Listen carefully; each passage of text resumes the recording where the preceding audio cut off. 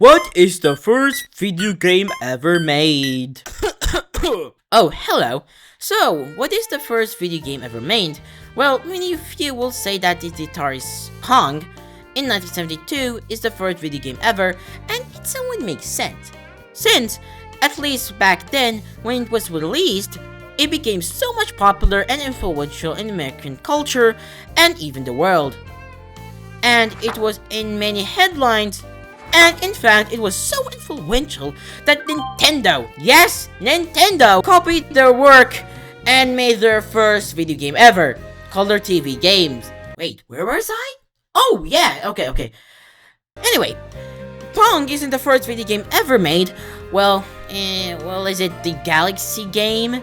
Obviously it isn't, since this is basically the expanded version of Space 4 or clone of Space 4, but it is the first coin-operated arcade game. And yes, Space 4 made in 1962 and by Steve Russell, but oh boy! It gets even deeper than that, as we're going to Tennis for Two, made in 1958 by the American physicist William Higginbotham? I am sorry that I butchered this name, which looks suspiciously like Hong.